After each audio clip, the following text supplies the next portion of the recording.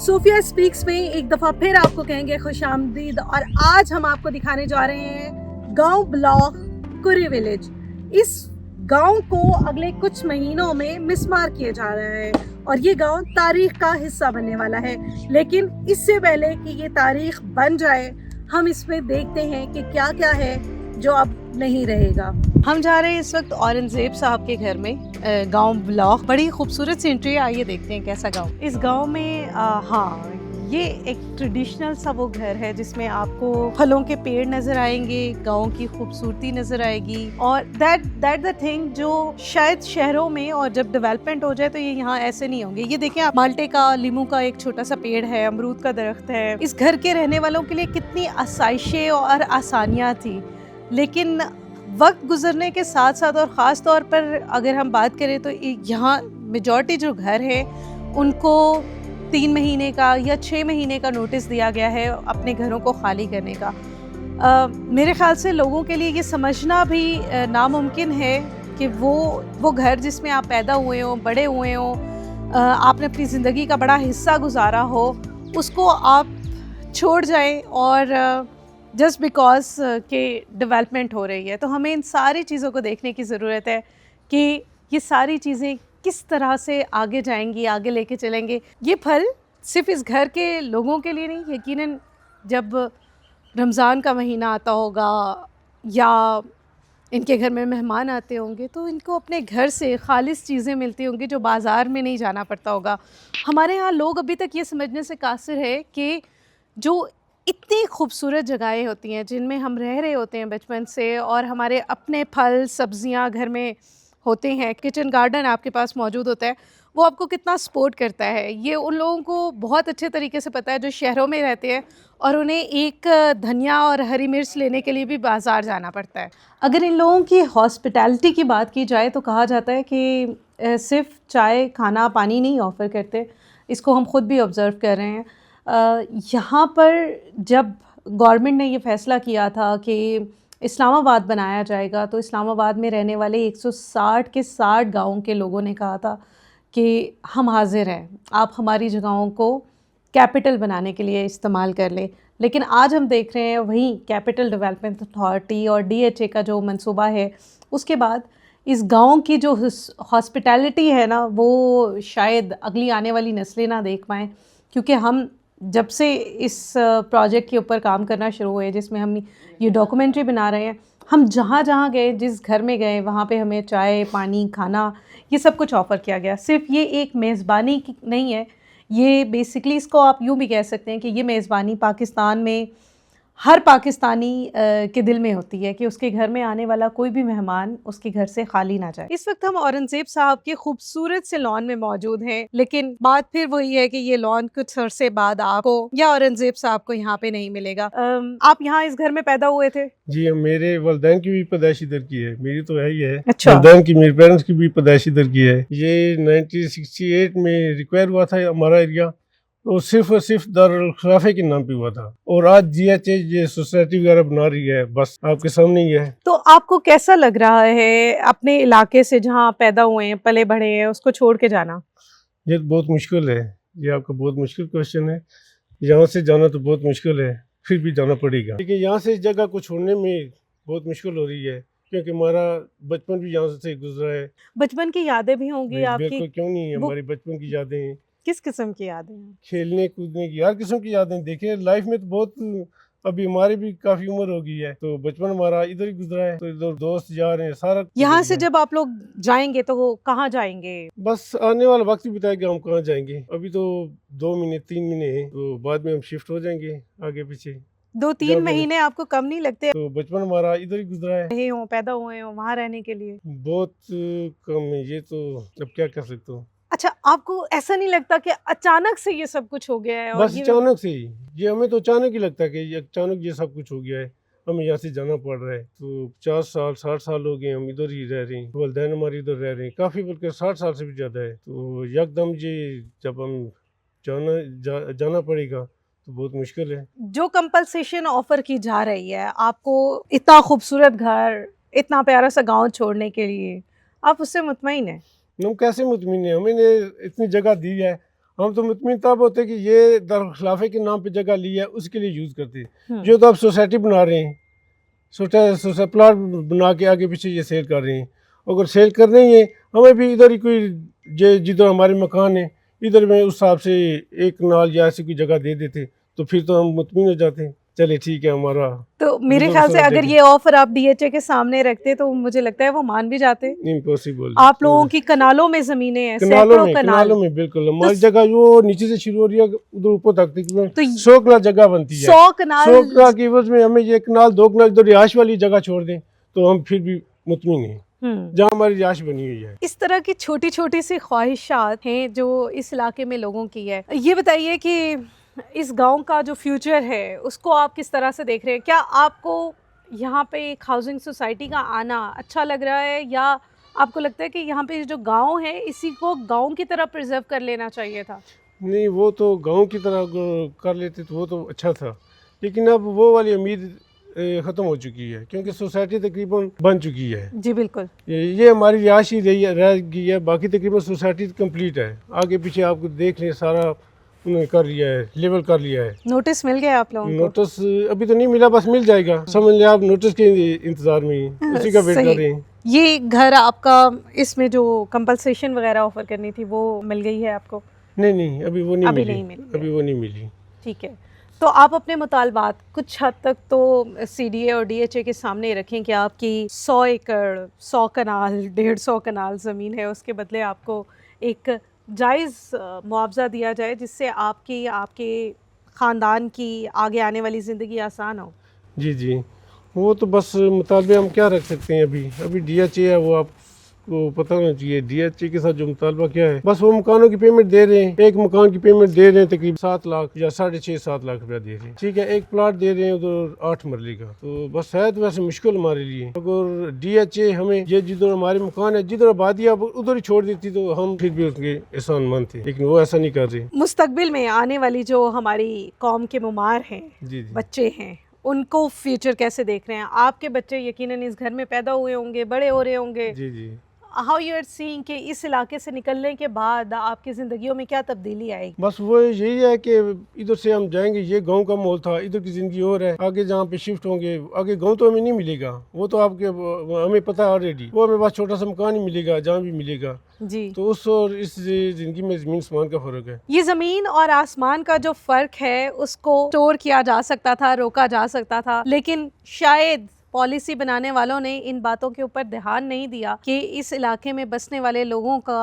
उनकी ज़िंदगियों पर कितना नेगेटिव इम्पैक्ट हो सकता है उस इलाके को छोड़ने से जिस इलाके में वो पैदा हुए हैं, बड़े हुए हैं, और आगे जाकर उन्होंने इस इलाके से की जो खिदमत करनी थी। यहाँ मौजूद खेत, यहाँ मौजूद ज़रख़ेज़ ज़मीनें, ये सब इन लोगों के लिए एक आजमाइश है, लेकिन वो कहते हैं ना कि आजमाइश जो है वो हर एक की ज़िंदगी में आती है। तो शायद ये इस गाँव के रहने वाले लोगों के लिए एक बड़ी आजमाइश और बड़ा इम्तिहान है जिससे इन्होंने अभी गुजरना है। इस गाँव में आने के बाद हमें इस बात का इदराक हुआ कि यहाँ पे कुछ घर ऐसे हैं जिनको उनकी कंपनसेशन यानी मुआवजा दे दिया गया है, जबकि अभी तक बहुत से घर ऐसे हैं जिनको उनका मुआवजा नहीं दिया गया।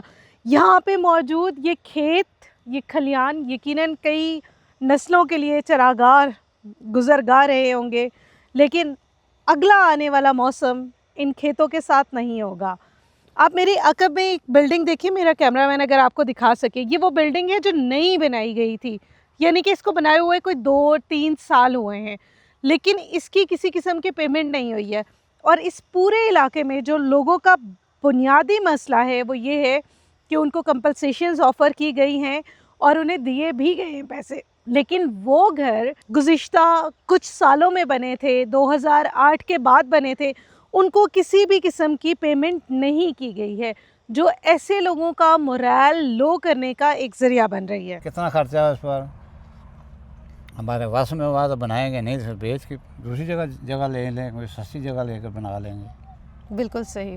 और कोई मसला तो हम नहीं कर सकते हैं, हम तो गरीब लोग हैं, हमारे पास इतनी बेनिफिट तो नहीं है ना, हम तो खर्चा घर का वहाँ चलाते हैं। अभी ऐसे सिस्टम बने हुए हैं और महंगाई कितनी है हमारे शहर पर, कमाई मैं तो घर ही बैठा हूँ अभी बेला।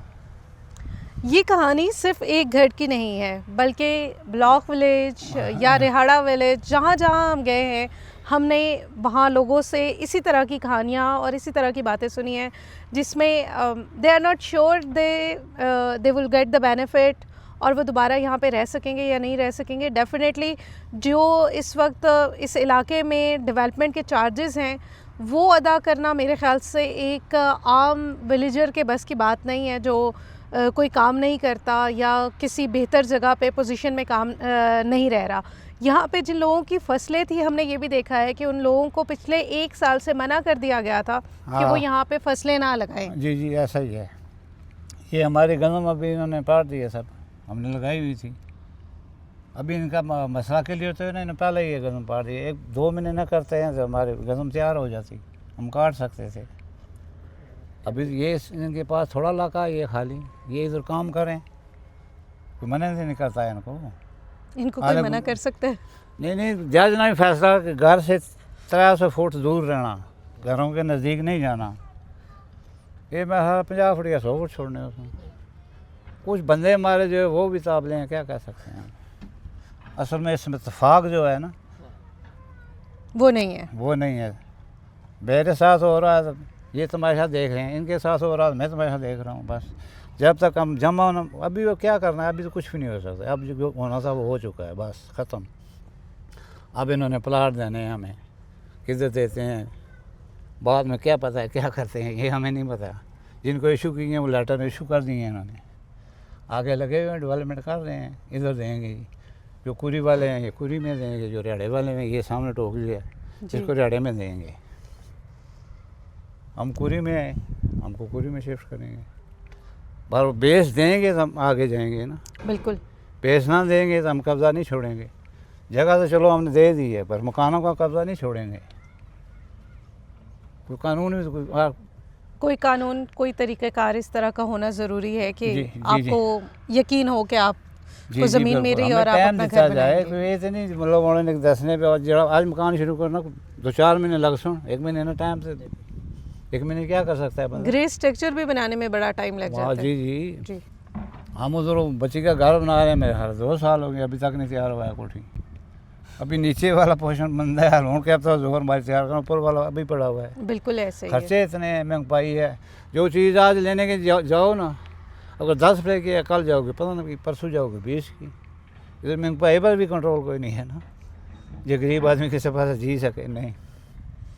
इस इलाके में जब कभी भी बारिश होती है तो ये छोटा सा पॉन्ड नहीं होता, ये पूरा इलाका उन पहाड़ों से आने वाले पानी की जद में होता है, जिसकी वजह से आप इस एरिए में खेतों को डेवलप होता हुआ देखते हैं। और अभी आप देख रहे हैं, तकलीफ़ दे बात यह है कि ये सारी फसलें, ये सारा सब्ज़ा अगले साल नहीं होगा, लेकिन हाँ मैं ये समझ सकती हूँ कि जिद्दत के साथ यहाँ पे कुछ पौधे लगाए जाएंगे, क्यारियाँ बनाई जाएंगी, घरों के बाहर आपको लॉन नज़र आएंगे, लेकिन वो जब तक बनेंगे। इस वक्त जो इस गांव की खूबसूरती है ये आइंदा आपको इस साल के बाद कभी नहीं नज़र आएगी। मेरे साथ मौजूद है असद कासमी साहब और ये उनका घर है। और अगेन मसला वही है कि ये कुछ महीनों के बाद नहीं होगा। आप इस इलाके में पैदा हुए, बड़े हुए, अब आप इस इलाके को में जो डेवलपमेंट हो रही है उसको कैसे देख रहे हैं? इसको हम तो बोलने वाली तो बात है नहीं कि इसको हम भूल जाएंगे। या 50 साल उम्र हो गई है मेरी, यहाँ की जमपाल है हमारी, गांव खेतों खलियानों में। इतनी उम्र में मुझे आज दिन तक ये नहीं पता कि आटे के थैले की कीमत क्या है। हमारी घर की गंदम, बैल, मवेशी, मतलब एक नेचुरल ब्यूटी थी, ठीक है। तो जब ये 5-5, 8-8 मरले में हमें कैद करेंगे तो फिर तो बड़ा दिल घबराएगा, तो काफ़ी दिक्कत पेश होगी। हम तो खुले माहौल के रहने वाले थे। आप अपना फ्यूचर कैसे देख रहे हैं कि यहाँ से निकल के वो जो 5-7 मरले का घर है उसमें शिफ्ट होंगे या किसी और गांव देहात में मुंतकिल हो जाएंगे? नहीं, मैटर ये है कि वो अपने तक डिपेंड करता है ना। अगर माशी तौर पर आप ठीक हैं, 8-10 कनाल रकबा ले सकते हैं, खुला माहौल कर लें उधर। अगर वहाँ पर नहीं कर सकते फिर 8 मरले में क्या होना पड़ेगा। ये देखें, कम से कम 1-2 कनाल से ऊपर हमारा तो ये सिर्फ सेन है जी, ठीक है। गाड़ियाँ पार्क हो सकती हैं, खड़ी हो सकती हैं, अदरवाइज़ बच्चे क्रिकेट खेलते हैं, ठीक है, तो उसके बावजूद खुला माहौल, ठीक है, इतना प्यारा माहौल मैं तो कहता हूँ कि इस्लामाबाद में कम ही मिलता है, ठीक है, हमारे घर हैं, ठीक है। बिल्कुल वैसे जैसे यहाँ पे इस इलाके में सारे ट्रेडिशनल घर हैं, बड़ा सा सेहन है, इतना बड़ा सेहन इस्लामाबाद में एक आम बंदा कभी नहीं अफोर्ड कर सकता, और ना ही ये उसके जहन में, उसकी ज़िंदगी में ख्वाब ज़रूर हो सकता है कि वो इतने बड़े सेहन में रहे।